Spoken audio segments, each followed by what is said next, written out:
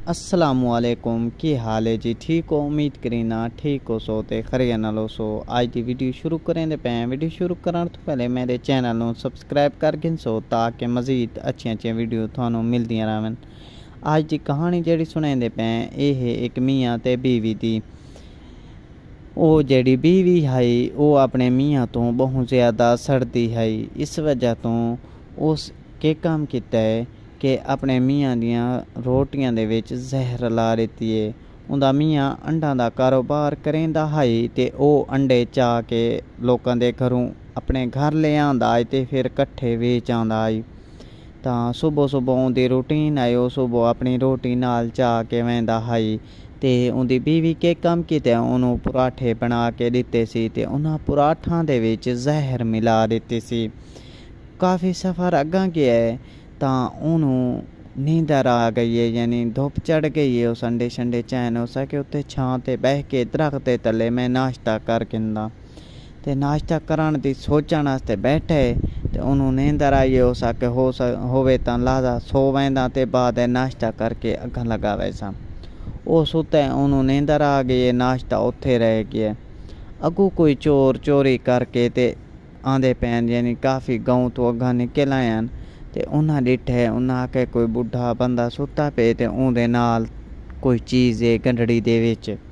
जिस टाइम उन्हां गंढड़ी खोली तां गंढड़ी दे विच पराठे सी ते ओह एक दूजे नाल लड़ के पराठे खाण लग गए। थोड़ी देर गुजरी ते उहदी नींदर खुली तां उहदे इधर उधर लाशां लाशां हन, यानी उहदे इडू अडू सारियां लाशां हन। तो वह परेशान हो गया तो उन्होंने कोल काफ़ी सोना जवार जिमें लुटियां देन हर चीज़ा उहदे दिया दे पिया समान उस चुक लिया अपनी टोकरी घतेंदा वधाई जो ये तक पिछू आवाम पहुँच पई है जड़ा दी वो चोरी कीतियां ने ते उन्हां उस बाबे नू फड़ लिया ते बाबे कहा वाह कमले थोड़े कोलों ये 2-4 बंदे ना मारे जाते, मैं एक एक नू फड़ के मारदा रहा तो थोड़ा सोना खो लिया। वो हैरान ते परेशान हो गए। वो बाबे ने चुक के नाल बस्ती च ले गए। बस्ती दा बादशाह ही बादशाह आखे गल इवें तू बड़ा शेरां वाला कम कीता है ते साडी बस्ती च रोज़ आंदे शेर ते रोज़ दा एक ना एक जानवर खा वैंदा ते कोई सानू इंदे फड़न दा तरीका दस, इनू तैं फड़ना है, अगर तैं इनू न फड़ा तो असां तैनू मार देना है। वो बेचारा परेशान हो गया, परेशान हो के ते घर आ गया। जिस टाइम घर आंदा है तां उहदी बीवी नू दसदा है तां बीवी कहंदी है ये की बन गया भाई, ये तो जिंदा आ गया है।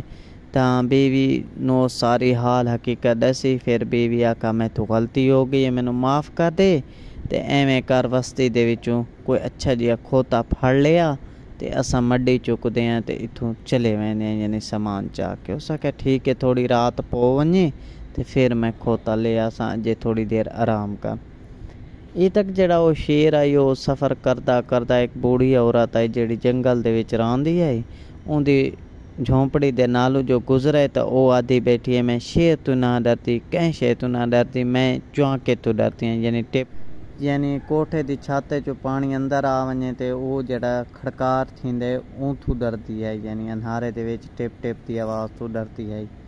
तो शेर ये गल सुन के डर गया कि चौंका का ये जी पलां तो है जी बुढ़ड़ी मैथों नहीं डरती, कहीं चीज़ तो नहीं डरती तो चौंके तो डरती है। शेर भजदा भजदा भजदा अगां जा रहा है तो बस्ती दे विच खोते यानी गधां खड़े हैं। उस डिठे बई जिवें तां गधां नाल जिहड़ी होवनी है मेरे नाल ही ओही हो सी होवे तो गधां दे विच खड़ो वञां। वो गधां दे विच खड़ गया, लेकिन रात दा काफ़ी टाइम थी गया तो वो जिहड़ा बंदा है उन्होंने बीवी आदि वन के ते गधों नप गिना। वो आए तो उस एक गधां ते हाथ लाए भाई ये कमज़ोर है, बाए ते लाए भाई ये कमज़ोर है। जिस टाइम शेर ते हाथ लाए कहते गधों चंगा हथे आए तो उस शेर दा कानी मरोड़ा। शेर नहीं उभरा उंदे जान के चौंक है। वो चुप करके साह हेर के शेर नाल चला गया, उस काने चो मरोड़ा घर ले गए संगल नाल बद्धा जने गड्ढों बहु कुराड़ा। जिस टाइम समान लड्डण वास्ते नाल सामने उंदे लाइट बाली सी ते डिठे सी शेर आए ते डर के बेहोश थी गया। फिर ट्रे में तो पानी शानी घते को लादा होश चाहे दूसरे दिन बादशाह दर पैगाम पहुँचाया कि शेर में राती नप गिनाया तो उनकी कदर वध गई। तो अल्लाह ताला जिन्हों चाहे जिस जरिए इज्जत देना चाहे दे सकता है। तो अज वीडियो ते एंड करेंगे पे इंशाअल्लाह कल मिलसूँ। अल्लाह हाफिज़। पाकिस्तान जिंदाबाद।